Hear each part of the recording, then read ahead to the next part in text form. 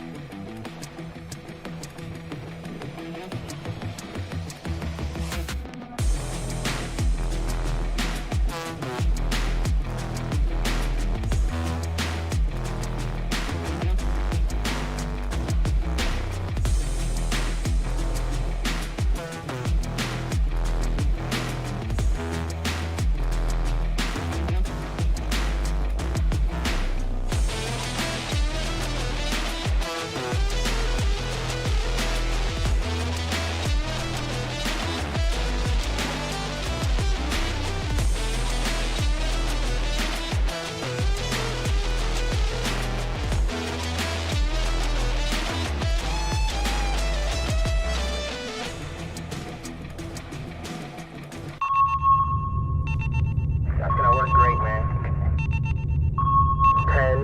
10, 9, 8, 7, 6, 5, 4, 3, 2, 1.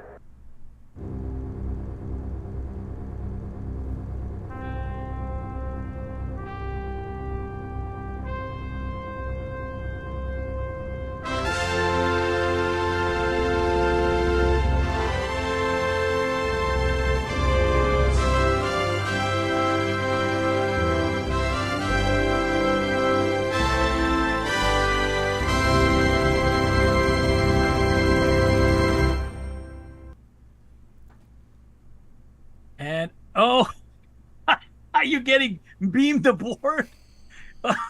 Close Encounters. Close Encounters. I just need to come back with half my face. Burnt. You'd have sunburn red, yes. Welcome to Interfleet Broadcasting. I'm New York Pete with my best buddy, Chris The Tipsy Toaster. Thanks for joining us on our pop culture and sci-fi entertainment channel. Full disclosure, the both of us grew up watching the best of the 70s and 80s, all the TV and All the movies. good stuff. Of course, the cartoons, comic books, and even the books that were out there. And we kind of bring that's that. something else. Yeah. Yeah, we haven't really talked about the great novels that were out there, sci-fi adaptions, all that cool stuff. And so that's kind of what we bring. It's our own spin to our little corner here on the interwebs.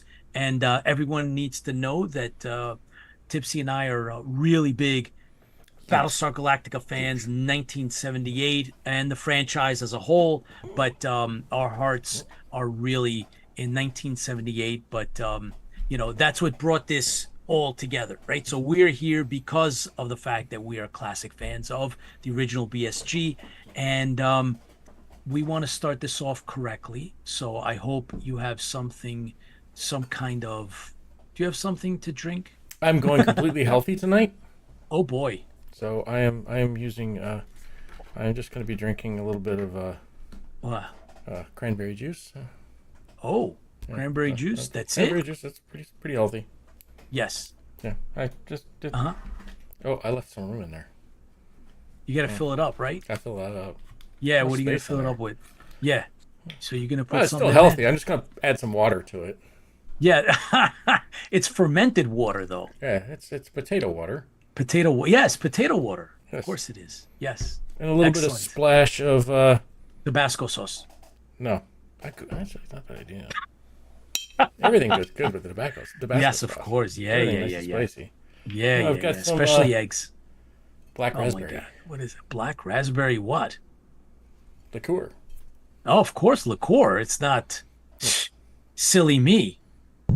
Right? Just oh Look at boy. that. That Wow. just, like, exploded in there. That's just oof.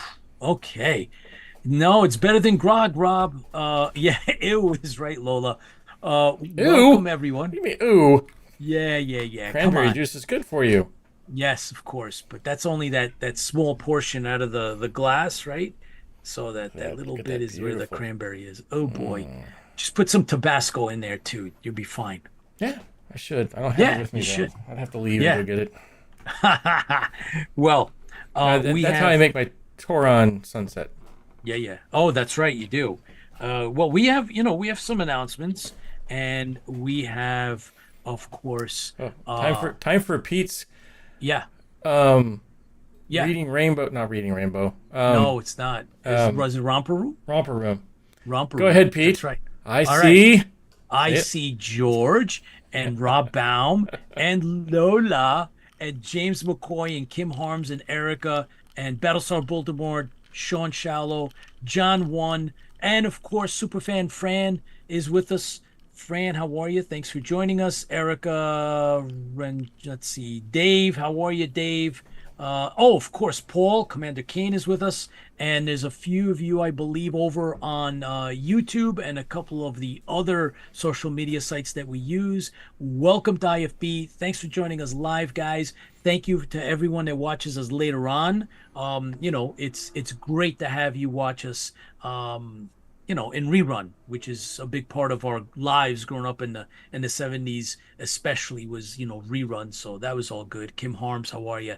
And we got a great show for you tonight. We're gonna have sci-fi award-winning author, Bert Oliver Boehmer is going to be with us, and he's got his own segment that we all love to hear. And of course, I get to see it before you guys, and I'm just dying to hear it.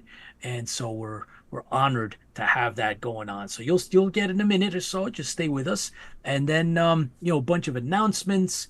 And hope you guys that can't make it, that are not feeling well, hope that you guys all get better.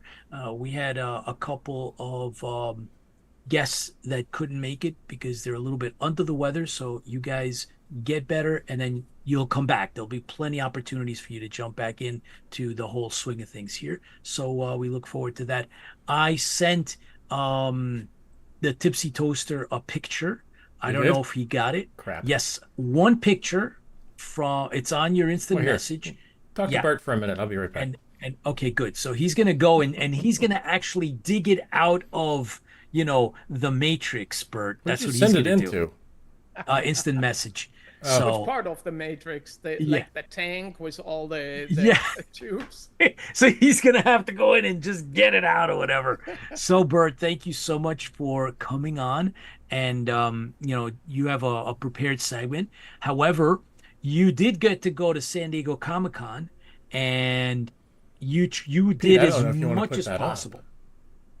And yeah, I did. I got through super luck and a friendly person, very much last minute ticket. So all of a sudden I was like, oh my God, I have a day ticket. What am I going to do? And so I had to make a plan, and I crammed as many panels as I could in my day, and as many things to do. And it was awesome. I had a great time. There were panels, like super popular ones, like the Endor panel, where people were lining way out of the convention center and back inside. It was like one of those, remember the disaster movies of the 70s and 80s? And when right before the disaster hits, and then that last plane, that last chopper, the last ferry out of town before the meteor strikes, it was like that, without the panic, but the line was just as long. And then there were what I thought, super geeky panels, and I'm a geek, so I signed up for things like medical imaging and how it can be used in science fiction. And I was like, well, okay, I'll go there. And I thought I do these guys a favor by showing up, because certainly it would just be me and maybe two of the super geeks and the presenters. I stood in line to be ushered in for a last seat row seat. It was full, and it was like 150 people ballroom. Absolutely crazy. That's incredible. So if you had to pick one of the events that you were there and you saw or wanted to or didn't, some of the things that kind of stayed with you besides the one you just mentioned. Well, the regret part is probably the Predator experience, which was outside of the convention hall. I didn't get in. I just couldn't couldn't make it. And that looked fantastic from the outside. So I kind of, that's my regret. I didn't make that. If I would have had one more day, I would have probably just lined up just for that. But in general, it is the atmosphere of, and we're many times bring this up on this channel, of fandom, right? Of like the buzz and the energy on the general show floor. And it's a large show floor. I've been to San Diego Convention Center for other professional events, but I've never seen it completely maxed out and that full. And I guess that's stuff I did in a professional life was a little bit more boring than Comic-Con. Yeah, it was certainly more boring. So the energy is just amazing, and you see a very healthy mixtures, I find, of really old stuff that was kind of classic when we were young, right? Of brand new stuff where like, what is this? Never heard of. But there are so many people lining up for it that, must be popular, and everything in between. So I like that it was a very good mixture of the old, the new, the classic, the edgy. I really like that. Cool. Very cool. So you and I, we did the LA Comic-Con, which Right. is considered a larger size convention, but I'm sure San Diego is, like everybody says, it's the mecca of the conventions. How does it stack up? Well, I think in terms of sheer size and numbers of people, I think New York and San Diego are the top dogs for how many people actually show up, and of course the amount of people showing up sort of translates into a little bit into show's energy, and it can be good or bad, right? For if you're an introvert and you just venture out there out of the safety of your home, it can be daunting to go to San Diego Comic-Con. If you're energized by the crowd, it's a great show. I would say that the main difference between San Diego and LA is that San Diego is slightly broader, because LA tends to focus a little bit more on movies and everything around movie-based franchises, which makes sense due to its proximity to Hollywood and the event's proximity to Hollywood, and the ability to get a lot of original set pieces and props to the actual show. So San Diego would have less of that. So both shows actually have a distinct flavor, which I also liked. Wow. Wow. So then the other question that I think most of us would want to know. Now, obviously, I haven't been to. You've heard a lot about it. You know people that have been to it, and now that you've been and participated, is it something that you would do again? Oh, absolutely. Yes. Yep. Oh, and in the past, it's not like I didn't go because I didn't want to. It was more a function of it's really gosh dang hard to get tickets. So yeah, so this year I pulled it off, was help and some luck, and yeah, I'm trying even harder next year. Good. Okay. Then it's definitely worth it. It's one of those that it's on the bucket list. You and I had an in-depth conversation on, all about San Diego Comic-Con when we met up. And LA was good. LA was Oh, it good. was an excellent event, Yeah, no doubt. it was good. WonderCon, that's in Anaheim, is also fantastic. Really, really good convention. New York Comic Con is the other beast in the room, but everyone says it. There's nothing like San Diego Comic Con, and I mean Dragon Con. Bert, I don't know if you've actually been to Dragon Con, but talk about a beast. That is also a unbelievable the everything goes on between size, operations, the hotels, it's just tremendous because Oh it's yeah. not just one hotel, it's like five. Yeah. So the convention is spread out through five different, major hotels, and the whole, basically all of, Atlanta, right? Yeah. It's You'll walk it's 10 just you'll walk 10 miles in a couple of days. yeah. Oh yeah, easy. It's just tremendous. But that's another one. If you, I don't know, Bert, that you haven't done Dragon Con.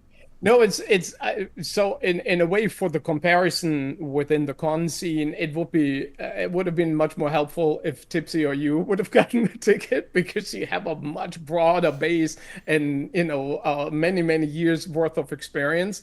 I was there basically with the perspective of I'm 12 years old and I love it all, so I enjoyed it very much, but for proper professional comparison, unfortunately, I'm the wrong man.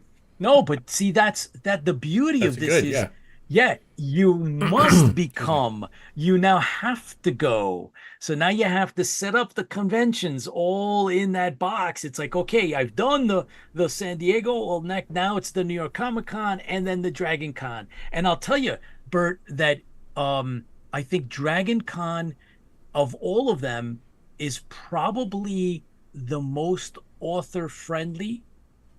Okay. I would say that Dragon Con is the one that you would definitely, as an author, as a award-winning sci-fi author with a tremendous, amount of, you have the trilogy and then some. I think that would be the ideal place. We kind of briefly talked about panels, but Right. do not disregard Dragon Con and the fact that you have this great trilogy out. I think you should definitely go, but that's just my opinion. Tipsy, Yeah. Go ahead, Tipsy. yeah, What? we need to get back We'll to just Yeah, give I'm you the thirsty, word, damn now it. we Let's want go. to hear it. yes, it's all about the third. We're Yeah, going on. Tipsy's and on. not ready to roll yet here. That's right. Yeah. You got something to join us with? There's no disregard for conventions. Honestly, when I started writing, it was during the pandemic, which kind of triggered me switching towards that part of the profession full time.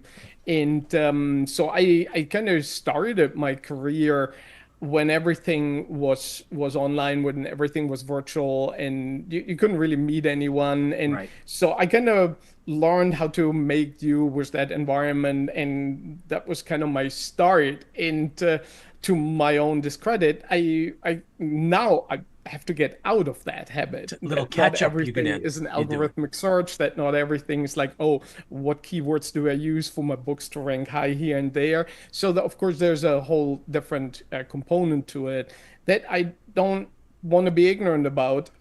So I don't have a lot of history going to cons, and now what you said is both encouraging and scary because you make it sound like it's like starting a new collection, right? Where you start with like, oh, I just get these 3 figurines in the Kellogg's box, and 25 years later you drop serious money on eBay to get a collection complete. It's almost like that.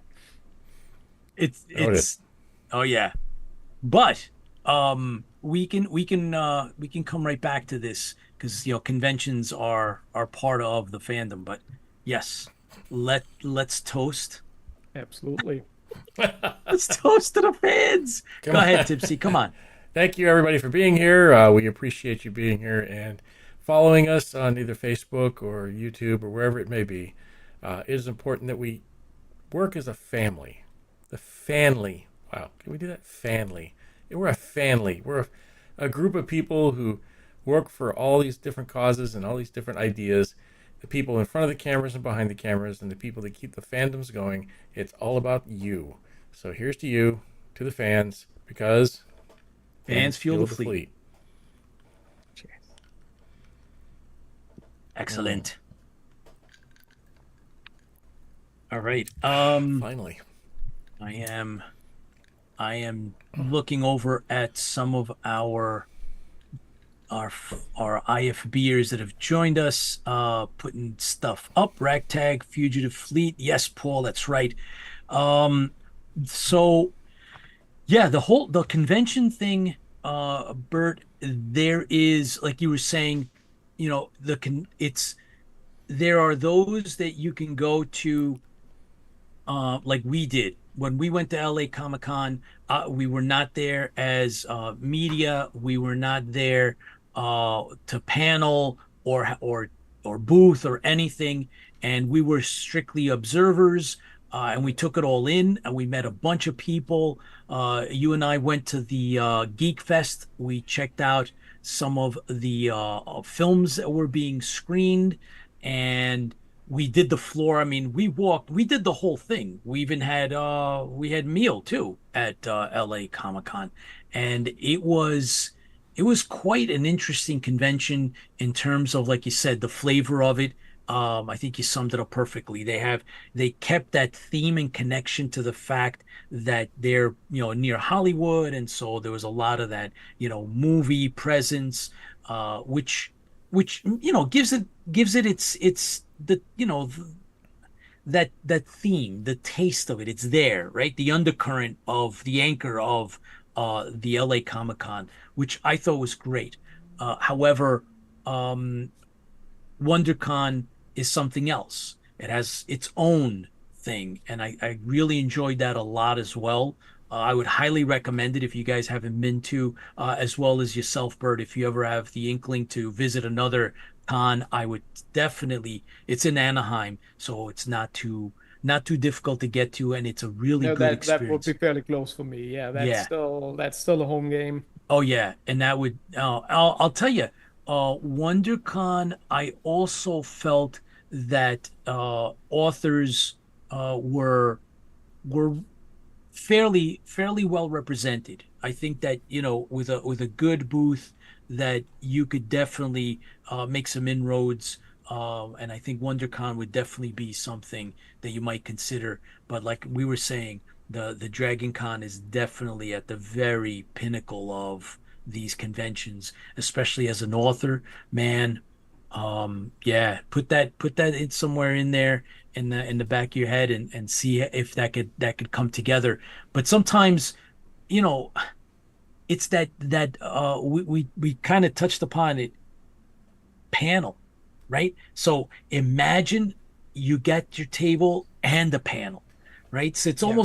almost like being greedy, but the best return on the investment of, time and effort, and then of course money, to go get out there to to one of these, is is that panel with the table, and especially as an author, that you're gonna, put yourself out there. Man, I think that would be um definitely a consideration, Bert, that you have Oh, to think about. absolutely.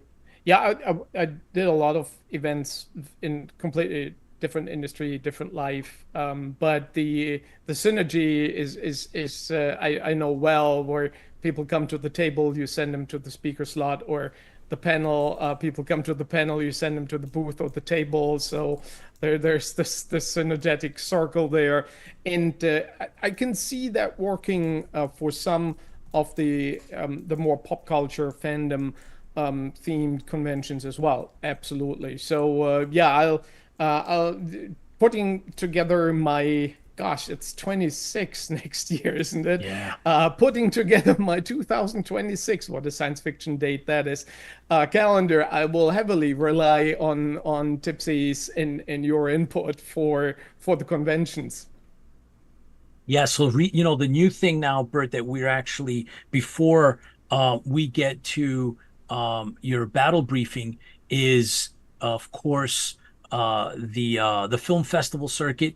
And so that's something else that we're going to start really trying to get to know, boots on the ground. So that's our next endeavor, and so we'll discuss that, I think, after your briefing, and we'll talk a little bit about how that plays into, because it's a different, a whole other bucket, right? It's a different setting. It's a different, so depending on what film you're going to, because we have obviously choices now, but Right. we'll discuss that afterwards. I'm more interested now in setting up your battle briefing, and looking forward to taking some time to digest that and discuss that afterwards, and then maybe we'll talk a little bit more about your experiences professionally with, conferences and conventions, and how maybe there is a way to, use all of that knowledge and maximizing it for, whether it be IFB, whether it be for the Stranded Warrior, or just our geeky fandom. But you have a briefing, and I'm anxious to hear it. All right. Hang on. I gotta try it. Okay. So, Bert's. Oh, that's not it. Dang it. oh boy, Tipsy's fooling around with all the Bert's. buttons that he has. Bert. That will be the right one eventually. Bert. Okay. Bert. Just do it, will you? Come on. No. We Rip the Band-Aid off. have to have some fun here. Come on now. Yeah. Come on. Bert's battle briefing. That's close. Not quite what I was looking for, but. Oh boy. How about you put up the actual title, right? The actual first. You mean like this? There you go. Bert's Now you're talking. That's battle it. Yeah, now feel right at home here. It Wow. also helps that the graphics always distract a little bit from what always looks like I have an enormous head. And so very much appreciated. Thanks, Tipsy. Well, I tried. hey, Fleet. Welcome back to Bert's Battle Briefing. And well, usually I pick one single episode or theme or engagement, but today we're going to zoom um, all the way out to look at the voyage of the Galactica and the fleet itself, the trek of the Galactica. Because ultimately, very few science fiction shows actually give us a proper trek, a long, uncertain, exhausting journey toward a destination that might not even exist. Now, of course, you're thinking about Star Trek right now. The name practically promises it. But if you think about it, most of the time the Enterprise is running missions, but they can always head back to Earth or Federation space for a refit. Now, Star Trek Voyager is the one exception. That show was built on a proper trek, 70,000 light years away from home, no guarantee of return. Now, for Battlestar Galactica, the stakes are even higher. The colonials, they're not exploring, they're not charting strange new worlds, they're running, fleeing annihilation. Their trek is the survival of their civilization, chasing a faint hope called Earth, while a relentless enemy stays on their trail. Now, let's look at treks in history. Treks are not just a sci-fi invention, of course. Human history is full of them. And every single time they've reshaped the people who walked them. One of the earliest written examples is Xenophon's Anabasis. It was written in 370 BCE, where 10,000 Greek mercenaries trapped deep in Persia, fighting their way home. And the description is about every mile being a battle, every night being a test of morale. Somewhat more recent, but not very much, is, for example, Napoleon's retreat from Moscow. Another example of let's say, a tactical track, a large-scale military retreat following a disastrous campaign. Many times, however, treks were unwanted, unplanned, and involuntary civilian migrations rooted in disasters, politics, or ethnic uprooting.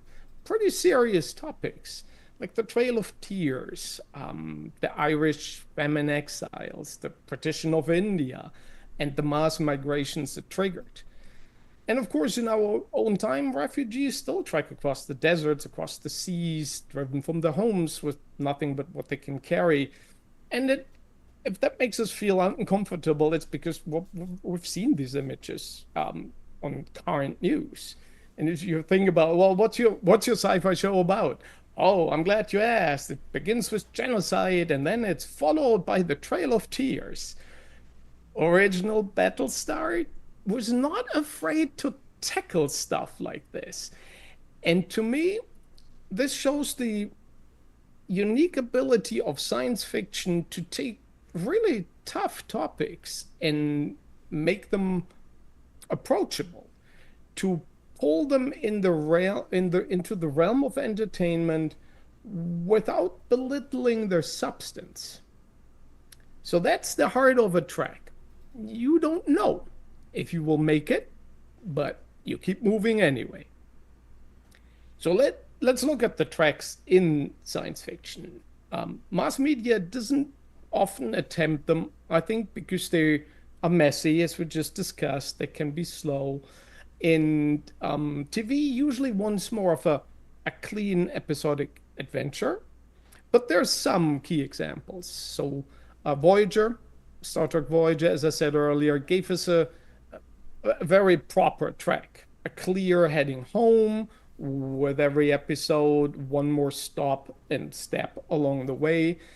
But Voyager also had replicators and holodecks and comforts.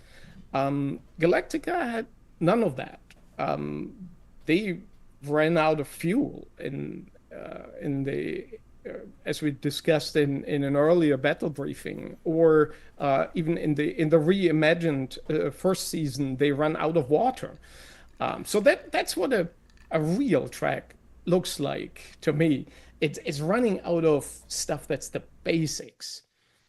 And I must admit, I haven't watched Farscape in a while, but I think this show also dipped into this. Mismatched crew running through unknown space in a living ship. Similar themes of survival and navigating unfamiliar territory, and a prolonged and pretty challenging endeavor. And then there's almost a subgenre of science fiction, the arc ship stories. Gigantic vessels crawling across the universe, sometimes at sublight speed for generations. Always wondering if the destination is real, if it's worthwhile going there. And Galactica, to me, it takes the arc concept, but it somewhat militarizes it. It's not a wandering habitat, but it's almost like a battle group on the run. And I think in many of the hardcore viewers know this, but I thought it was worth mentioning as a fun fact that Adama's arc was at some point considered for the pilot episode title of the original Battlestar Galactica series. So there was clearly this theme was not well hidden. That was the intention there. Now, of course, this is the battle briefing. So let's look at the tactical dimension. Let's look at the track as a military problem. Because for Adama, survival wasn't just about faith in Earth. It was about logistics and morale and outmaneuvering the enemy in pursuit. So let's talk about logistics. Often said, armies march on their stomachs, right? And fleets fly on fuel. Xenophon's mercenaries in the old epic needed supplies from hostile villages. Napoleon's grand army on the way back to France scavenged what they could. And Adama also has to feed 50,000 civilians with no secure supply lines. So everything is a tactical risk. That was the fuel crisis we talked about, where enormous risks were taken, 2 Battlestars being put at risk for fuel. So logistics turned into drama. The second point is morale. A track with no certain end is basically a leadership nightmare. Combatants, civilians, the people coming along, they might tolerate hardship if they know that the battle ends tomorrow or next week, if there is some sort of timeline. But what about if the hardship never really ends? This is when mutinies happen. This is when leaders like Adama have to come in and smoothen things out. And thirdly is the enemy strategy, right? If you're a pursuer in this kind of track situation, you don't necessarily have to strike and kill your enemy in one blow. You can bleed them slowly. The Cylons didn't need to crush the Galactica. They just had to chase and harry and force mistakes and wear down the morale of the colonials. That's also exactly what happens to Xenophon's Greek soldiers under Persian pursuit.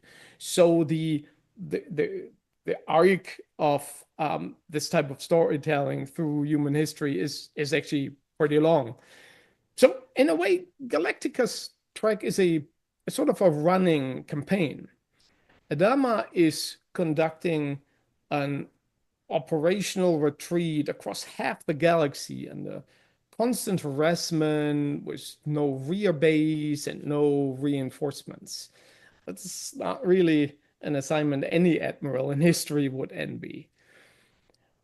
So we talked about the tactical situation, history, but you guys know me. I like my mythology. So let's look at tracks in mythology.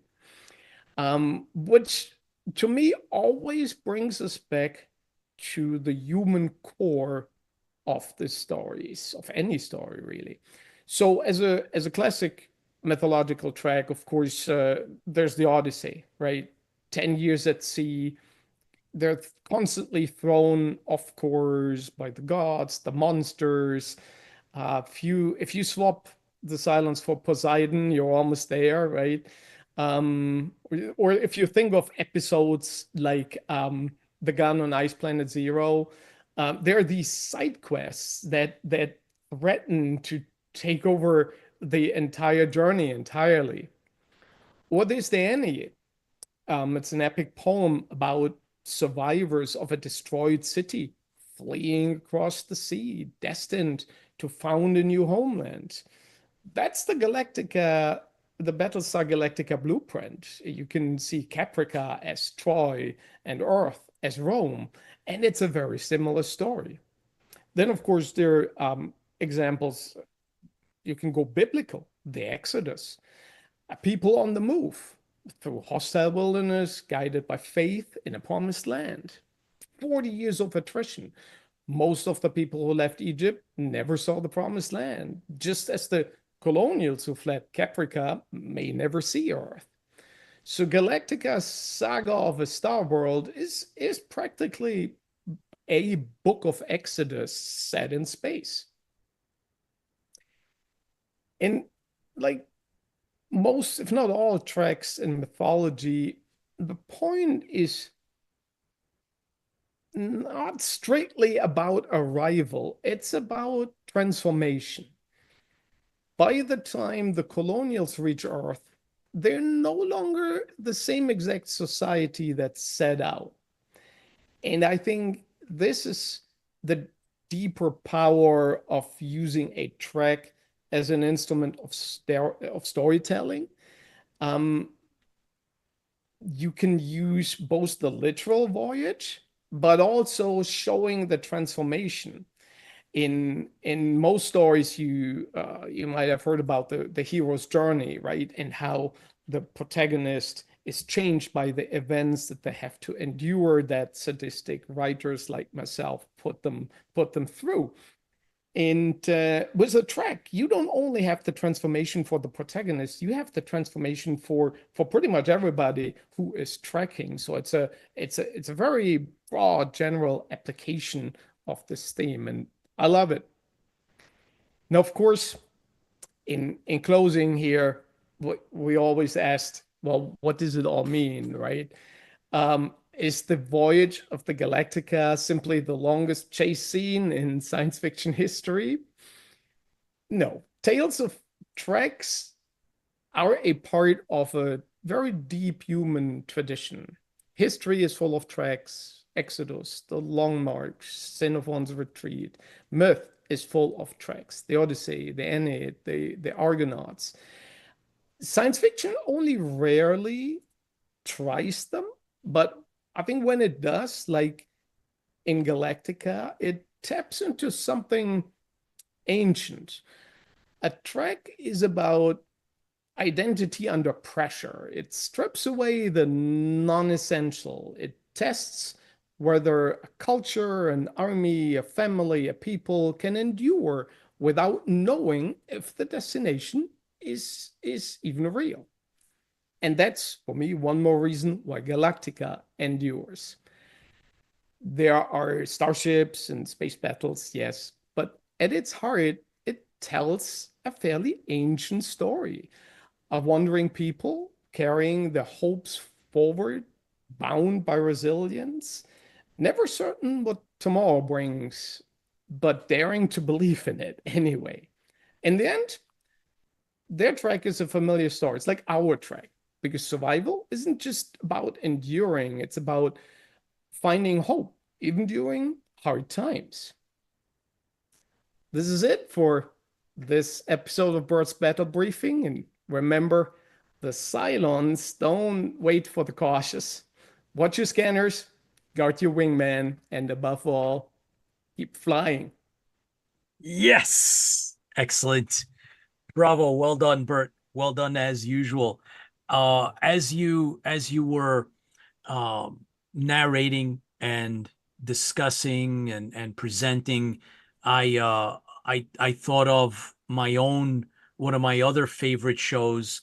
I know that a lot of the fans were putting up some of theirs, but one of the ones that I thought of was Stargate Universe, and there was that trek, right? So they were stuck on the ship hoping to be able to figure out a way to get back to Earth, while some of them didn't, right? But Not well, everybody made it. Yep. yeah. So that was something that I thought of. And then I think it was James McCoy mentioned Lost in Space, and how, right?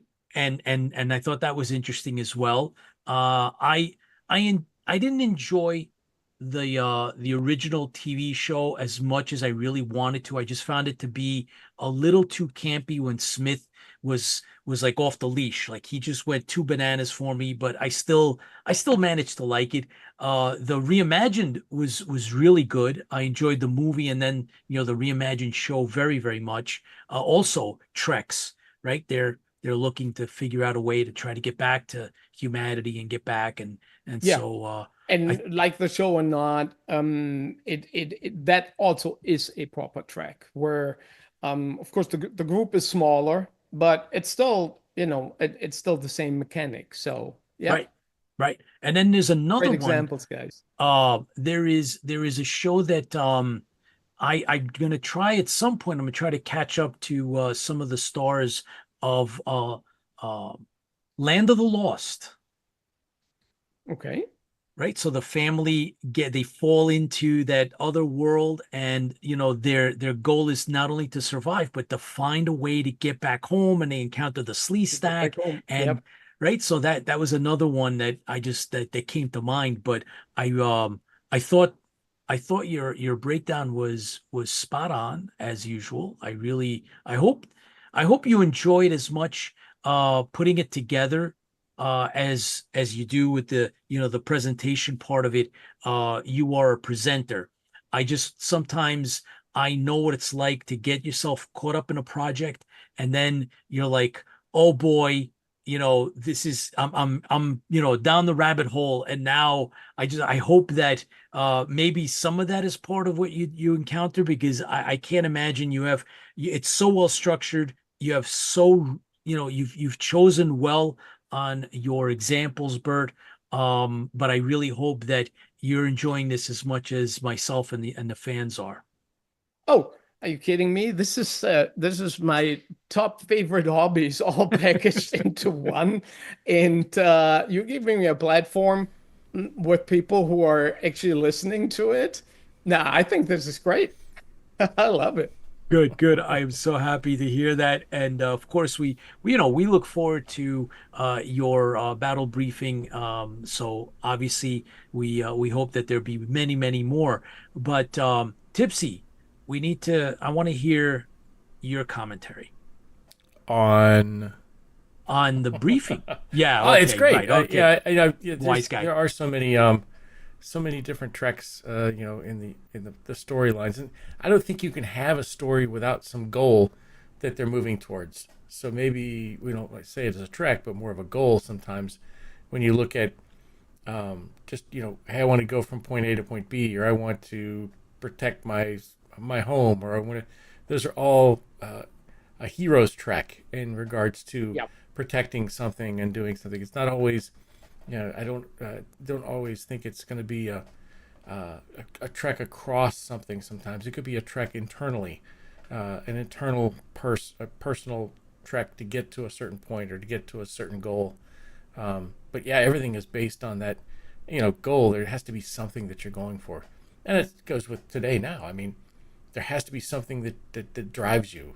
Otherwise, you're just going to sit on the couch probably. So there has to be something. Hey, I want to write another award-winning book, or I want to write another book. I want to write another part of the story. I want to write. I want to get with the fans. I want to see what the opinions of this person is, or what new show is coming up. There's all sort of things that feed our own treks inside.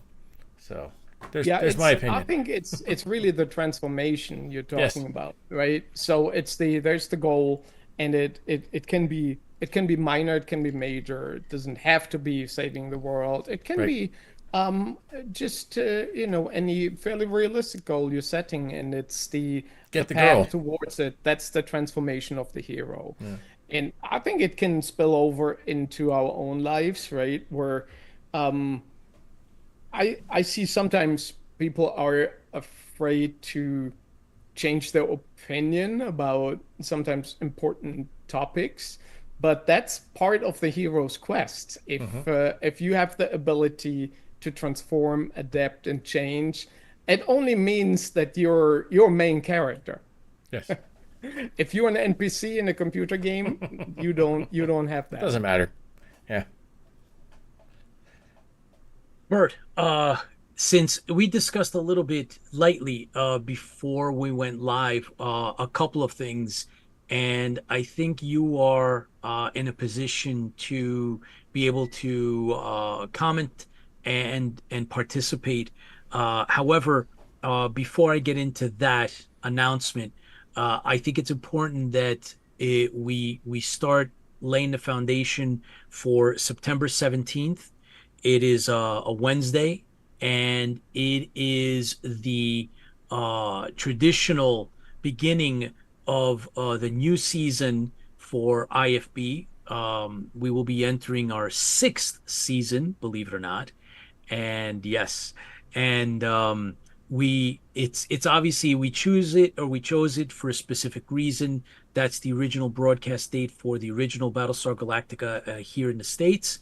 And so we will reach out to some of our usual celebrities like Glenn Eric Larson, who doesn't hesitate. So we'll be locking him down. Obviously, we're going to reach out to some of the other original cast and lock them down. So before we can announce anything, we have to get them committed. And once we do, but expect some of them, if not all, those that we do have a direct line to come and celebrate with us. Bert, we want to hopefully include you. So if you're available on the 17th, it is a Wednesday. If you can, please consider. Oh, if I wasn't available, I am now. I'm very much honored to be in that lineup. Of course, I'm coming. Great, What is thank that? 48th? No, 47th. All right, What? 78, Oh, 88, yeah. 98, 2008, Oh 2018. boy, you're gonna run out of toes and 21, fingers 22, and 23. oh, here we go. That's We 47 did this last years. time. Yeah, what is it? 47? 47. 47. So we're 3 out from the 50th. Three Okay. out from the 50th. Getting Yes. there. Yeah, we are. It's incredible. Well, all right. So there's a couple of things with that. So we do celebrate on the 17th every year, and like I said, it's going to be our 6th year on the air, and that's Amazing. quite a milestone. That means we completed our 5th and we're starting our 6th, That's right. right? Yeah. Okay. Yeah, yeah. It's insane, and that's I got to get another hand now. I mean. Yeah, no kidding. Just grow more fingers. That's No, I just all. go AI. AI will give me a 6th finger. Yes, AI will give you this. Yeah, as many as you want. I But- might leave you with 4, so be careful what you ask for. So, Bert, I think being that we discussed this a little bit, IFB is going to begin a new segment. Well, it's not going to be on air. We'll just talk about the fact that we will be publishing first on IFB on the site, a monthly submission from the IFB team, and we will debut in September. So, Fran, we're gonna discuss that with you in some more detail, but we'd like you to kick this off on our September 17th if you're able to. It's to write an article, an essay on Battlestar Galactica in terms of the TV show, because we're going to focus on TV shows, and we're going to put this out to all of our team, including yourself, Bert. And we're going to want everyone to write no more than a 2-page article slash essay on why why is this show your favorite, or what has it done for you, what does it mean to you when you watch it, when you go back, but why this show? So you pick the show. Fran, we'd like you to do Battlestar Galactica, the 1978, of course, original. Why that series? What is it about that series? What does it mean to you? Why do we always go back to it? And we will be publishing those monthly. So following Fran, Bert, hopefully we've convinced you to write one of those as well. You pick any TV show from any pop culture TV show from the 70s or 80s, and then we will start, making sure that you got first dibs.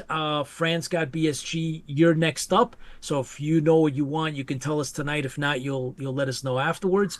And then the rest of the team, it's open to you guys. So you might want to send up the show that you want. It doesn't have to be sci-fi. It's got to be pop culture. We will publish them one a month.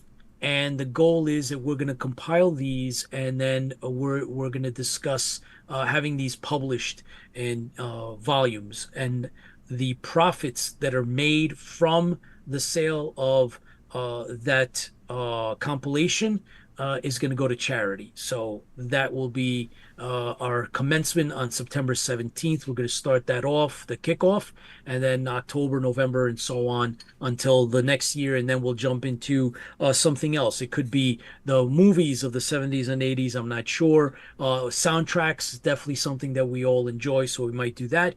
But I don't know, Bert, did you have something in mind? This is almost too much choice. It's true. There's so many great shows. I knew it's Mork and Mindy for you. I got it. Okay. Well, what if it is, right? Yeah, well, what the heck? Nanu. That's right. So yeah, that's what we're gonna do. Lola, obviously you're invited. The entire team is invited if you are so inclined. For those that cannot, that's fine. But for those that are a part of the IFB team, and then we will then eventually open this up as well. And then you guys let us know what shows you want. BSG is taken, so that is off the table. And we're gonna move forward with that, and hopefully we'll have some fun. Tipsy, do you have a show that you're gonna write something about? I have a couple of them in my mind. Now I have to fight with myself to figure out which one it is. So. I have a funny feeling that Miami Vice and Logan's Run might be in there. Yeah, that's a couple of them. Miami Vice, Logan's Run, V. V. But V is not from is it from not 80s? Was it 80s? Yes, in 80s. Yeah. Unless you get the reimagine was no, yeah, that's a different story. Yes. All right. Okay. But, so that's something Westworld, Future World. Well, movies. Those are movies. We're going to stick to TV shows. So there you go. Westworld was a TV show, actually, but it wasn't the 60s and 70s. I should pick something from really early childhood, because sometimes if I've never really rewatched it, or if I rewatched it as a young adult, then the chances are pretty high that I watched it in Germany, dubbed in German. And so I watched it the first time in German, and then the second time also in German. And then if I rewatch it now, and it's like, these people speak English. Interesting. It's a cool show. That's fantastic. That's fascinating. That's incredibly fascinating. I would love to read an essay written from that perspective. Yeah, so some shows like Galactica, when I watched it the first time, the Cylons spoke fluent German. Who knew? It, They probably sound better in German too, by the way. That is incredible. I would See, but like. I that's would wonder if they sound like they had the robotic voice in German. they did have a robotic Ooh. voice. I don't have it Hmm. like burned into my ear just enough to say if it was a good adaptation. But the German sort of movie dubbing industry was a huge thing because they dubbed everything. Nothing had subtitles. Everything was dubbed into big movies, B wow, movies, really shitty esoteric movies. Everything got dubbed, and it wow, it got so far that the voice talent they always rehired the same voice talent. So if you were lucky enough to be the guy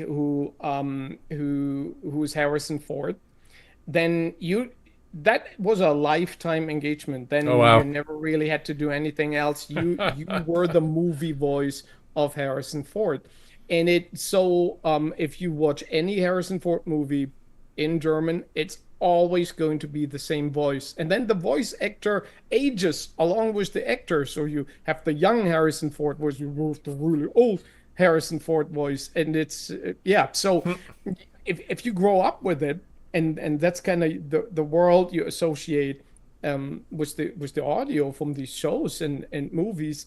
And I remember my shock when Patrick Stewart spoke English. And it's like, oh my God, the original voice is actually so much cooler. Sorry, German voice actor there. I think that Patrick Stewart has a really cool sort of original voice. And I know it's kind of a weird concept to speak of an original voice from someone, but if you grow up with movies, you watch them, they're US products, but you watch them somewhere abroad, then you always have the voice that you know, and then there's the right. original voice. And sometimes the voice actor actually has a better voice, and then you're kind of disappointed with the original. You're like, nah, dude, this is not as good. And Uh, then you're torn. Should I watch this? Should I watch this in German, or should I watch it in wow, English? So it adds an additional dimension to the whole thing. So I'll that's I'll pretty try to cool. mention that in the SAP. Yes, please do. I think that's super cool. But yeah, thank you very, very much, Bert. And how about is there any updates on your work, your books Galacticide. that yeah, Galacticide. Can you tell us a little bit about what's going on in Yeah, that so part of the world? the new Galacticide chapter, if you will, the fourth one is going full steam ahead. So I have Nice. 17 episodes live now. 16 of them are audio episodes available on YouTube. So I have the pros out on my website and a couple of other platforms, and I have the audio narration out on YouTube. So a positive side effect for listeners from someone who's not quite that famous yet, that would include myself, is there's basically no ad interruption. So you can listen to the YouTube playlist basically like a proper audiobook. There's no interruption, and you can just get through it. So it's about an hour, 40 minutes right now. But the story is just getting started. So it's just swinging into full gear. The main characters that you will need to know, hopefully fall in love with for this fourth installment. They're now well known. The groundwork has been laid for some of the larger story plots, but yeah, more twists and more sadistic things happening to the poor protagonists are gonna come up soon. And I just Excellent. posted a link to that to your channel there. All right, excellent. Perfect. Thank you again, Bert. Thank you so much. Love having you on the show. Love the segment. The battle briefings are fantastic. And we look forward to having you on the 17th, which is on a Wednesday. So yes, there will be a Thursday show as well. It'll be a shorter one, but Yeah, it'll be a shorter one. Pete won't let me do a 24-hour segment. So. No, we're not doing that yet. That eventually will happen, but not yet. We still have Robots to. need no sleep. We've done 6 hours. Did we? We Yes. never did. We did a 6 hour. Yeah. Twice, I think. We did two of them. Yeah, we did a 6, and I think we tried a 4 and a 6. Yeah, we did a 4 and a 6. So eventually, I guess Eventually this we'll calendar year. Yeah. This calendar year, we will do another marathon. Obviously, Bert, you'll be invited to the marathon to pop on. And then everybody, we usually, in the past, what we've done is everybody, staff, and some of our past guests will come on during the marathon, and we'll have a good time with that.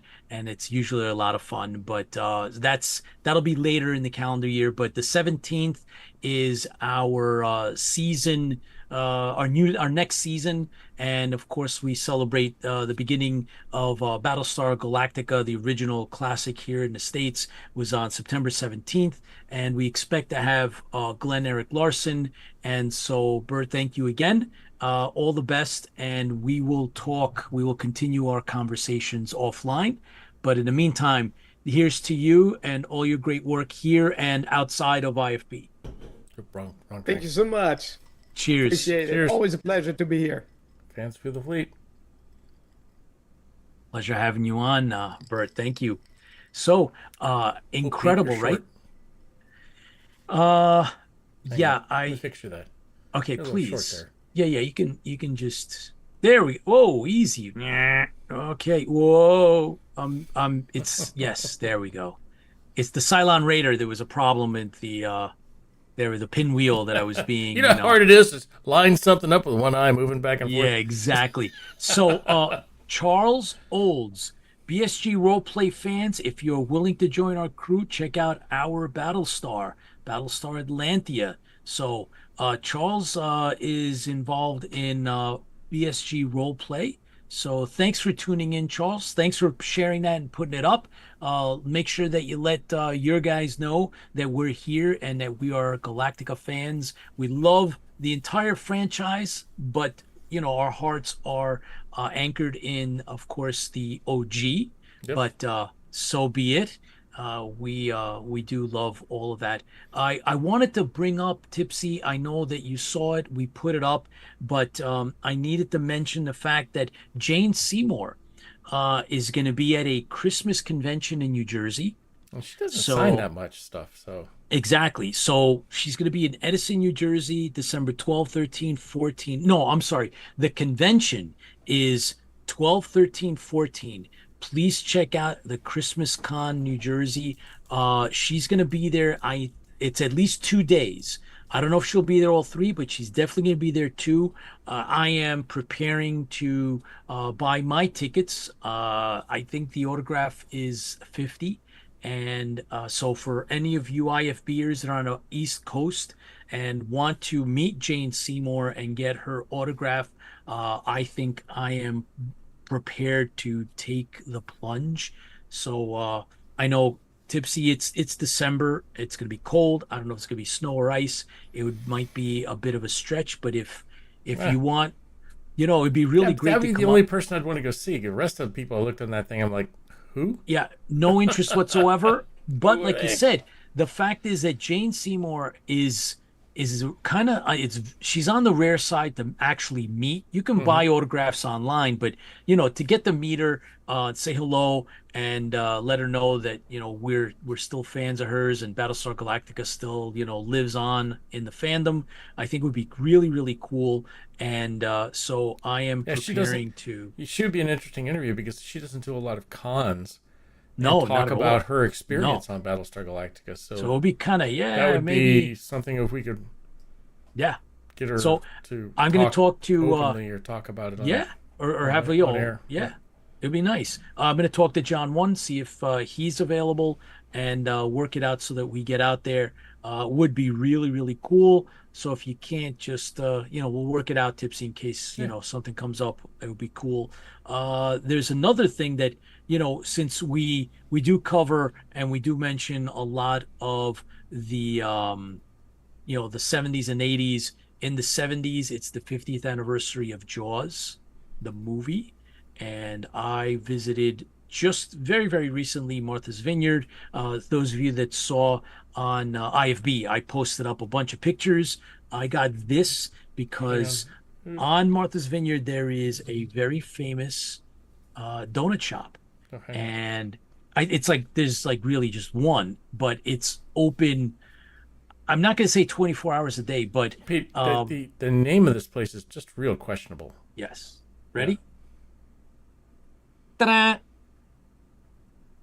And the reason that it's called Backdoor Donuts is because the donut shop actually does that.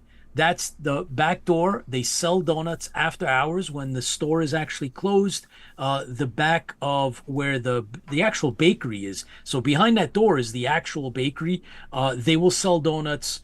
You come up and you tell them what you want, and they will sell you donuts from the back door of the actual donut shop. So the front is an actual donut shop, and then they traditionally have been doing that right there, selling from the back door for the history of the donut shop, and it's been around for decades upon decades. It's one of the best known shops, for donuts, and we love donuts. So I was at Martha's Vineyard. I couldn't Checked imagine out. why we would love donuts, Pete. That's just a Yeah, stereotype. man, come on. But I mean, technically, I grew up in the business. That's my father's original business was the donut shop, and he he would open and sell. He had a chain of donut shops in New David's York business. City, and I got to work in the business for many, many years.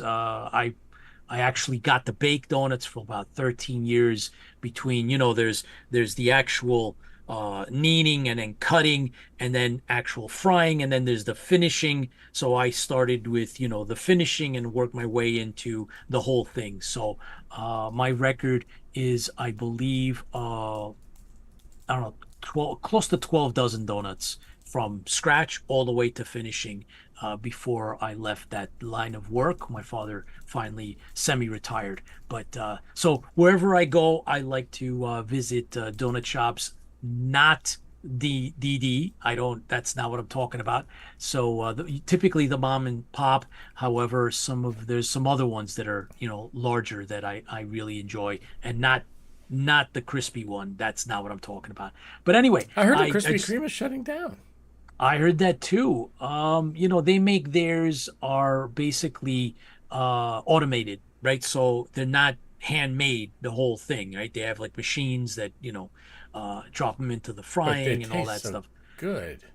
Well, yeah, but that's not a really good handmade traditional donut. That's Well, yeah, neither I'm is not saying it Dunkin' doesn't taste Donuts for good, that. but yeah, well, that's just come on. We're talking. But anyway, that's for a different show. But I thought it would be interesting that, Donut aficionados. yeah, Next show, we're gonna line up some different donuts, maybe some Munchkins, and try yes, those out. I'll See which uh, ones are best. I'll put some of that up on my own personal website. So eventually, my goal is to have, because everywhere I go, like I said, I do the donut shop thing, and I will rate donuts, and so I will probably end up writing a book on that. But that's something There you different. go. And so I just wanted to, really talk more about the fact that Jaws is really cool on Martha's Vineyard. I put up a whole bunch of pictures on Yep. IFB, so you guys check that out for Well, those of you that are fans. I'd be interested to hear the fans. What was the scariest moment in Jaws for you? Mm. So when I went to see it at the show, I mean, I was young, um, real young. I mean, like 4, maybe 3. Just kidding. Um, but I did go see it at the movie theater, and it was rated R, but I was underage. But my parents took me anyways, and I had a box of hot tamales. The chewy hot tamale candies. Oh, wow. And every time something scary would come up, I'd eat, but a lot of them. And I think the thing that made me jump the most was when I guess they're underwater and they're searching the boat, and the head. They Oh, move that wooden piece, and the head yeah. rolls out. Yep. Woo! I was out of. Yep. Yep. And so I think I included the picture of one of the two heads that were made for that scene. Oh And yeah, so yeah. yeah. So I don't I want to look took at that some, again. yeah. No, yeah, it's a lot. Yeah, it was. Hey, listen, it was fun. I remember being in elementary school, and one of the kids, like you, had said that his whole family had Hmm. gone, and he was talking about it, and everybody was like, "How you go to a movie? It's not for kids. How the hell?" And he was like, Yep. "Oh, I saw it," and I was like, "Okay, you're crazy." And but yeah, I remember that distinctly. It's really, really cool. Yeah. Uh, Erica Lola says it says, was. Oh, go ahead. no, Lola's saying that she made donuts at home. Yep, Lola, I, that's I did that cool. too. That is so cool. So it's like But Erica says the coming up out of the water at the boat scared the hell. I guess when the shark actually came up and jumped on the boat and got a hold of Quint. yeah. That Yeah, was yeah, yeah, that was a good part. yeah. So yeah, for those of you that remember and liked it, I got some pretty good pictures from the exhibit that was at the Martha Vineyards museum. So we got to go see that, and we went around. So it was really really nice, great place to relax. So I don't know, for those of you that have been there, you know exactly what I'm talking about. Those of you that haven't, great place if you're so inclined. But I thought the Jaws thing was really cool. So we have another member of our team that is scheduled to come on in a little bit. But before we get there, Tipsy, I wanted to mention one of our other projects that we've been involved in. It's called the Tower Protocol Mm-hmm. Resurrection. You're a producer and you did the editing. You supervised all of the special effects that went into it, and we had the official movie poster released, and there it is, and it won first award just today, and with the film festival that also rates posters said that we've been selected into their film festival, and so there might be another level of recognition, we hope, for the poster that was designed by a good friend of mine and fellow film student Sharif. Thank you, Sharif, for working on this. Took a little bit of effort on both our parts to get that finally out there, but just want to thank you for your efforts, and it's obviously paid off. So that is really, really cool. And I just wanted to shout out, make sure that the Fortean Film Festival in the UK, is the sponsor of the film festivals categories, including best poster. So we're in it, and thank you to everybody involved. Cool. That's Yeah. awesome. Yeah, yeah, yeah, yeah. And then we'll have another announcement about the other IP that we've worked on and created, which is Yep. Galactic Beat with Eric Larson. And as soon as the Doc McCauley is available, he'll come back on the show, and we'll be talking to him about this new item that is going to be coming out probably before the end of this calendar year, and available to all the fans related to Galactic Beat. And so that franchise is moving along at a very quick pace, and we're Awesome. grateful. Yes, we're very, very grateful for that. Yes, thank you, Paul. Appreciate it. And then there is, I believe, there is a lot to be said for conventions, right? We kind of talked a little bit about them with Bert Hmm. Oliver, but there's more, and we're going to have Erica come on, and we'll talk with her about the cons. There's a bunch of them coming up. Some of them we may or may not be going to, but we are also torn between the film festivals, Hmm. right? So some of you will be out there. I know John One will be representing IFB at some of these, and so there is a lot going on. And hopefully, the film festival circuit, which is a whole other kit and caboodle, is something that we will be experiencing later. A few months from now, Hmm. and then we'll get back to you. But I think Let's throw up Erica a. Go is, ahead. Is she? yeah, Oh, there she is. Okay, hang on. yep, Oh, Erica give me a is minute. with us. Sure. And so, Erica, we're going to bring her on. If Meanwhile, Erica while has, Pete tap dances, while I switch some things yes, around. but Erica will come on, and then we'll get into conventions. So Erica's going to cover some conventions that she's been looking into and following. Yes, couple, and then we'll just discuss the bigger picture, because there's a few of them that they're, like the elephants in the room that we're not going to be Launching. able to not discuss. But Flight deck area clear. Launching. all right, we'll launch away. Hello, Erica. Welcome back to IFB. How are you? Oops. Hang on. Good. How are you? I've been better, but I'm good for now. How's the leg? Good. It's going good. Good. Good. The PT is going good for that.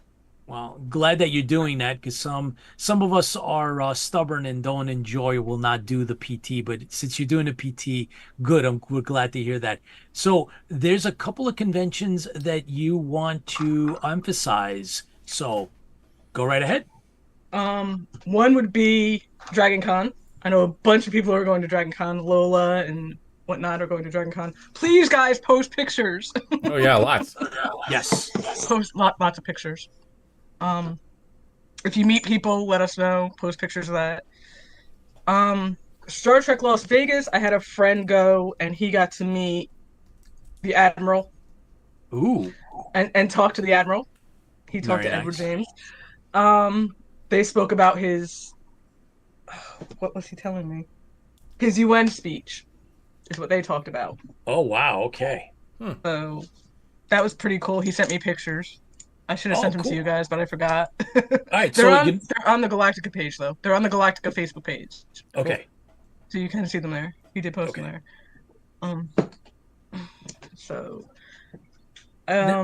So, Erica, you know that there is a Creation Galactica convention. in New Jersey. Yes. Yes, that was one of the ones I wanted to talk about. That is September 19th to the 21st Ooh. at the Hanover Marriott in Whippany, New Jersey. And they have 9 of the reimagined cast members coming. Wow. So, And Neil Mann is one of them. so listen, what does that mean in terms of, your feelings? You're obviously you're a fan of Battlestar. You kind of pull a little bit more towards the reimagined, and there's this huge convention. How does that make you feel? Sorry. I still want to go, but I can't. I know John is going, so John has promised me pictures. So, Okay. I did reach out to Tomo Pennicott through Instagram to try and get him on IFB. Oh wow.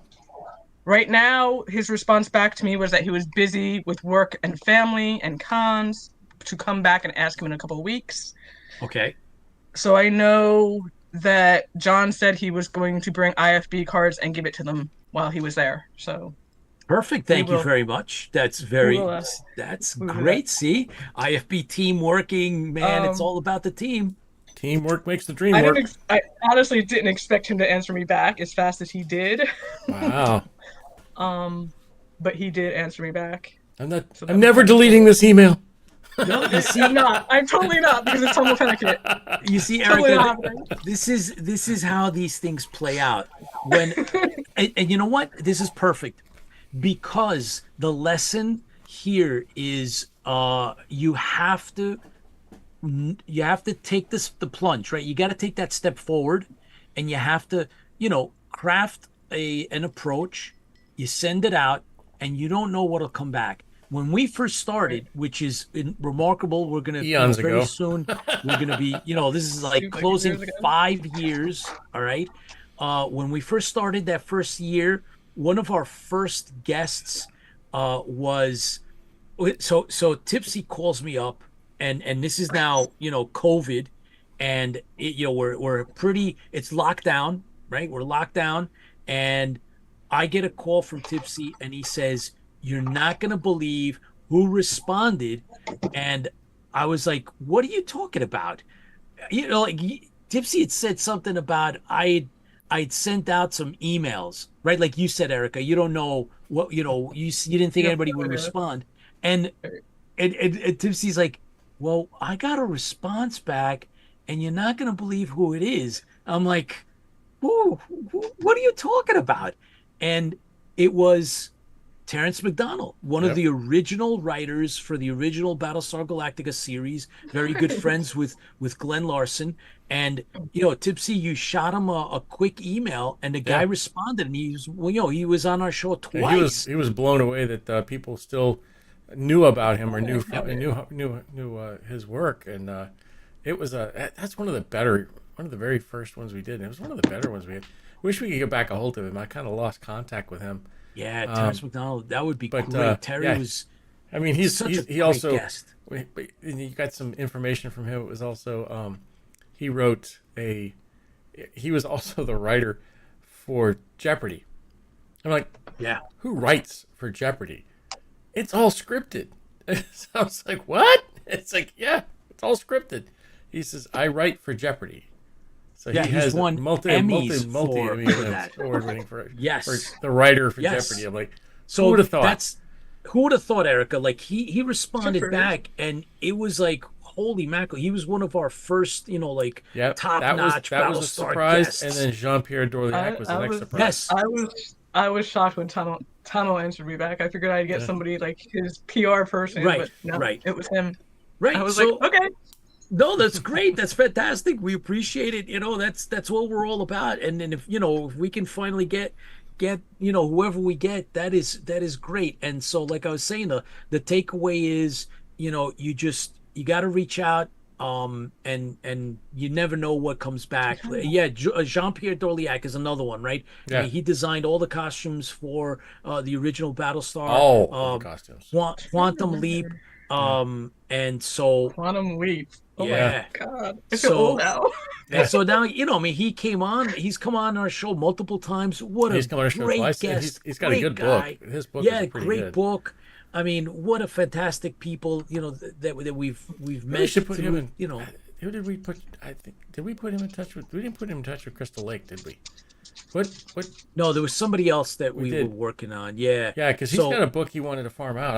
I should reach back out to him and maybe get Crystal Lake to see if they Yeah, are we interested, should. because he It's possible. he had a roommate called with the last name of Joplin. Yes. So Janet there's Joplin. a lot of angles. Yeah, a lot of angles. He knew a lot. So of yeah, stuff about Erica, that. go ahead, and every once in a while when you think what are the chances? Yeah, reach out. Yeah, there's a few. I follow a few of the Reimagined series cast members on Yeah. Instagram. So That'll be great. Yeah, you never know. You never know who might find the time, might have a project, right? Always, if you get into that exchange, let them know that obviously we're very, very open to having them talk about any of the new projects, whether it's film or TV, maybe a book, audio, video game, whatever they're what doing. they're up to, yeah. Yeah. Yeah, it's not always just Battlestar stuff, but I know- a I lot know of he it's just did- a lot he of it's just did a- acting stuff. I mean, how did you get into the character role? What did you do? I mean, these are questions that they're behind the scenes. I mean, we all love his character, but he is not his character. no, He is a no. real A lot of person. people at cons. Yeah. I noticed a lot of people at cons when they go up to these celebrities, they'll go up to like a Tomo Pennikid or a Katie or whoever, and it's automatically, oh my god, it's Starbuck or it's Hilo, and they Yeah, totally forget It that. is. I mean, to that's the them it character might they be. Yeah. play. To those people, Yeah. it might be. I mean, that's something, and that says something about an actor too, because we always say that there's writers and things like that, but if you go up and if you identify, just because of the person, you identify that person as the actor as the actual character, that I think a lot of people in Hollywood are like, oh my god, they don't know who I am or whatever else, but you don't realize that kind of talent, or that kind of the thing that you did, had that much of an effect on the person that's across from you, that the story that you helped create. I mean, you may not be a fan, and we've talked to many of the actors that just hey, it was a job, Right. You may not be a fan, but you were talented enough to portray the story and portray that character enough for that person to actually believe that that person was a real person. So I think that says a lot for the actors in that. And And a lot of the actors, unfortunately, it's like, hey, that's great, go away. I just Yeah, sign leave me it. Let me get your $50 after I sign this, and you can go away now. And that's unfortunate because I don't think they realize what an impact they have on the fandom and on the people that they actually come across at those Comic Cons. I wish there's some people we don't get to talk to. Athena, if you're out there, call me. Hey, Rick Springfield. So Rick really, Springfield. I think Rick might actually come on what? the show, but it wasn't. That would be really cool. Yeah, if we could get him probably, on. Yeah, That would be really cool. Yeah. Rick You Springfield. want to see me go like old school fangirl on Galactica? Rick Springfield. Yeah, I think it'd be fun. I mean, how did you get picked for this, and what did you think? Did you know you were going to get killed off? That would be a good That'd one. be some fun. Did you know they were going to kill off Zach? And what if they hadn't killed off Zach? Would you stayed? Hey, if any of you out there have a connection or a link to Rick Rick Springfield, Springfield. let's get him on, man. We would love to have him. Absolutely. I'll get a hold of Jesse, and we'll see if we can get home. Hey, listen, whatever it takes. By You the might be way, Jesse's girl. Yes, Jesse may not. Jesse's girl. His girl right. right now. Yeah, that's right. Erica, by the way, you know that Katie Sackhoff is going to be at Dragon Con. Yes. I do know she's going to be there. Shatner, Garrett Wong, Bert Spiner, they're all going to be. Yeah. Garrett's there Those are every the only year. ones I wanna see. If you ever do get to go, Garrett actually runs. So all of the tracks are run by fans. Garrett runs the Star Trek track. See? He actually runs it. So you're like, hey, The only ones it's I really like wanna you see walk would up be to him and Tim and just Brett. talk to him all the time. I mean, you're not going to go up and run to him asking for his autograph until you go to the autograph tables. But yeah, he's right. He's there at the tracks all the time. It's a fantastic time. Him and Brent would be the only two Star Trek people I'd want to see. Yeah. 'Cause I think I saw a panel where what the heck's her name? By the way, I just wanted to thank the Human Touch video was great. Yeah, Rob, it was. Paul, Kim. Paul, it was. Kim Harms, thank you for bringing up the Katie Sackhoff. I'd forgotten about that. So very cool. I mean, look, guys, there's a lot of celebrities going on. So we have the Creation, we have the Dragon Con, and there's so Erica, I talked about the Christmas Con in New Jersey, which is I really, just found out about that. Yeah, it's really not really- focused. Yeah, it's sci-fi, really but there's about- one person no. there that we need to get a hold of. Jane so. Seymour. But the idea is that it's one of those, I don't know, it's sort of like a Hallmark convention. But I'm gonna go see Jane Seymour, so I agree. don't care. I agree. Jane Seymour would be the only one I'd go see. I'm telling you, that's Everybody there will be like, oh, I saw you in, I don't know, that one show where the man was wrong and whatever. you dumped him and he left and then he apologized and he came back and you guys fell in love. Oh, which don't one care. was that one? We're Like the just- 50th? It's Battlestar 50th Galactica. one? Don't care about any of the other stuff. So that's Most of them will remember her from Dr. Quinn anyway. That's Oh, right, yeah, Dr. Quinn. Dr. Quinn, Yeah, I forgot Dr. about that. Quinn. She was also wasn't she a Bond girl? Bond girl? Yes, I think Yeah. she was in Golden Man with the Golden Gun.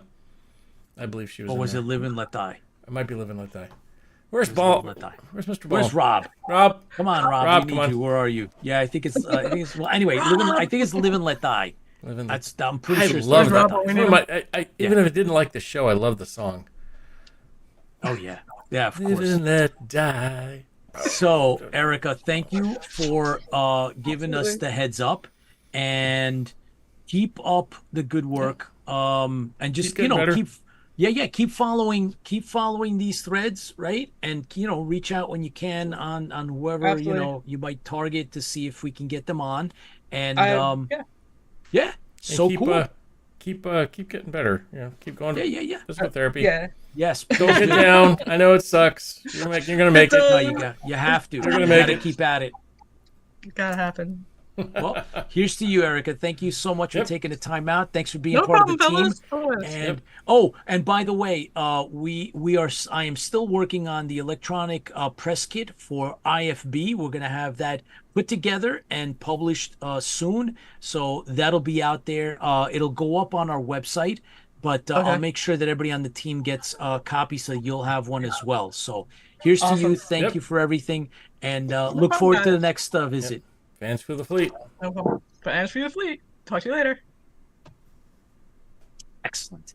See, that's how it works, right? You got to, everybody on the team, right. they're looking to try to Those- get, making the connections, the networking. Yeah, absolutely, absolutely. Connect those neurons. That's the only way to do it. So yeah, guys, we talked a little bit about the Jaws. The battle It's true. briefing was I don't know. awesome. Was Serena an IFB reporter? Serena wasn't. Well, She wasn't. She wasn't an IFB reporter, was she? she was a She was a- reporter. She was for a one of- reporter. Yeah, she was. And in the book. She was. Oh, I gotta find the book now. She is She a was, reporter for one of the biggest Yeah. colonial for And she, Caprica in the News book, or it talks something. about her feeling uncomfortable. She had her picture on the big billboard Yeah. and everything else. Yeah. In the actual novelization. Yeah. Well, actually, it was probably the novelization Well, was more close to the real book, the real Is she idea than when it was she the movie. goes on live? I think she says that she's with Colonial News or something. Caprica Colonial News, Broadcasting. something. I don't know. Is she? That's a Hey, that's we a good definitely question. missed Robert Who put today. that up? Who put that up? Yeah, it's Caprica News or something. That's right. That's I would say Caprica News Network, but that would be CNN, and I don't think that's right. I don't know, but yeah, guys, we should do a little checking. I know that IFB in Battlestar, when they were broadcasting, they had their own uniform. They had like a big banner up. They had a booth when they were in one of the episodes. I think it Yeah, was that one, I've got pictures Murder of on the that. Rising Star. Yeah, they were something. the It was- ones broadcasting the sports events. Yes, that's right. So they were there, and they actually had they had like a uniform that they Yeah, wore. it was really weird. Yeah, I it was actually really weird. thought tried to get somebody to recreate that, and they looked at the picture and went, "No." It was like brown and white, and it had Yeah, like it a was like special collar. and that material went out in the '70s. I don't think you're ever gonna find it again. it was so doggone it. bizarre, but yeah, yeah. When they interviewed Starbucks' father, that's right. Yeah, yeah. So that was IFB proper. So yeah. But anyway, guys, look, thank you for Oh, there's the- keeping up with us. Yeah, What do you got? that's What do you got? What do you I got? got What do a you got? picture of it's just a microphone. She doesn't have anything on the microphone like we do a flag. Oh yeah, no, there's no. So yeah, I we are, actually looked for that microphone online. Yeah, Oh, did you? It's a I can't remember the name of it. It's a Shure microphone. Oh, And yeah? It's like it's because it's the same one that Bob Barker used, and there are so many collectors out there for that microphone. It's unbelievable. Oh, really? Too Yeah. bad. That'd be cool to get one of those. But ChillerCon Expo or look Chiller that up. Expo is another big time con that's on the East Coast. They usually have a lot of great older guests from yeah. all the This different is a nice shows one. that we love. So go. we'll be looking to possibly go to one of those. We will keep you updated. I typically go to this now. This is a con that's been going on for decades. I mean, really long time. I think it's like What do we over got? 40 years. Guess. And yeah, Huey Lewis and the new, Huey Oh, Lewis man. and the new. He's gonna be there, and Hit the I'm B thinking, square. Is he gonna sing? yeah, I would love to. No, he's not gonna sing, but he's gonna give autographs.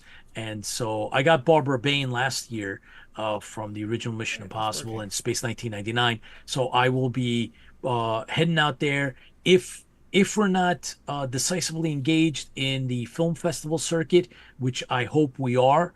That takes priority. But if not, I'll be going to Chiller, and they have a really good lineup. Next year in 2026, we are involved with. We're in negotiations with a couple of conventions, so we'll see how that plays, and we'll keep you guys posted as soon as we have signed the dotted line. We're expecting to be, doing panel and we'll be doing There- panel table, and then hopefully we'll get the screen The Stranded Warrior at a convention in 2026 on the East Coast. We'll let you know as soon as that gets locked down, and so that's in the mix as well. And There you go. yeah, there's Vinny a lot of cool Vincent, stuff. and you remember Vinny Vincent and Yeah, the Vincent Vinny Vincent. Invasion. Yep, yep. The So Ankh that Warrior. I don't really know. I was a yeah, Kiss follower, but I didn't know he was an Ankh Ankh Warrior. Warrior. Yeah, yeah, yeah, I yeah. remember Vinny Vincent Invasion. Yep. So look, Dave Davies from the Kinks. There's a lot of really cool. Tipsy, I'm looking for Land of the Lost, right? Oh, they look like they have a. I mean, I have them. I'm watching them, but they look they have such a great time on when they go to When I conventions and go to stuff. cons, I really want to catch up to them. That's someone that, the two of them, I would love to catch up to them from the original TV show. I think it'd be really, really cool to actually meet them. So that's someone that I'm kind of hoping that they come out, towards where I'm at on Oh the my East gosh, Coast. the Yeah. new zoo review Yep, there coming they are. at you. Isn't that cool? I haven't seen that in forever. Yeah, that's why I'm telling you, Chiller is the type of con that appeals to, us. They have a lot of these people that we know who they are, right? These are, the classic actors from all these great shows that we grew up with watching, from the 70s. Some of them, of course, into the 80s, but that 70s and early 80s kind of stuff. There's, Huey Lewis, man, that is incredible. So yeah, I mean that's kind of what we're, oh yeah, Uncle Eddie. Yeah, that's what we're kind of gunning for coming up towards the end of this calendar year, 2025, along with, like I told you, a lot of the film festivals, right? So that'll be coming up, and as soon as we lock in our participation, we will let you guys know. Hopefully you'll be around or close by and you can come out and participate as well.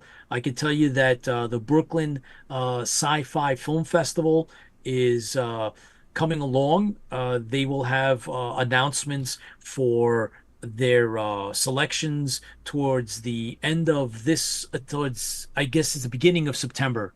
And so that's happening. I happen to be a juror. I've been looking and watching some very, very cool films. So that's part of what I've been doing. Those I've mentioned in the past. I'm also writing an article for the On the Shadow for an upcoming publication. So that's also something that I've been, working on in the background, and looking forward to what the rest of this year and then, of course, next year holds. I fingers crossed, you guys that follow us on social media on IFB, and then we have our other pages as well. You know that we have the Tower Protocol, we have the Stranded Warrior, XG3 Films, Tipsy Toaster, and then our personal pages as well. All kind of blends one into the other. So thank you guys for following. Thank you for watching. Thank you for tuning in tonight. We are not getting anything. We haven't get no. Nothing out of advertising this convention, the Chiller Theater Con. Nope. It's just something that we think is worthy It might be of interesting. us. Interested in. Yeah, I mean it's really cool because it covers, Oh, like, look, it's us again. our thing. Ah, Yeah. it's Hey, us doubled. us double, but we're still on. It's We're just still a on. It's matter just of, yeah, we're live, guys. It's just a trick. that's weird. Yeah, you got to blink twice. But anyway, Long That Island reminds Who me. is this weekend. What So is it? yes, Long Long Island Island what? Who is, yeah, that's another great one. For those of you that are Doctor Who fans on the East Coast, the Long Island Who has been going on again for decades. They have a tremendous lineup. We've visited the Long Island Who. Also, on the Doc Macaulay front, I did want to let you guys know that his Dalek book, authorized Dalek book, is basically launching any minute now, and it'll be available Mm-hmm. on Amazon. So I've ordered an advance copy. I have access to purchasing an advance copy. and that's what it's labeled as. It's an advanced copy. So I should have that soon. Hopefully by next show, I'll have that physically so I can show it to you. And that by then we should have news as to whether or not it came out on Amazon yet, because it's going to be released on Amazon.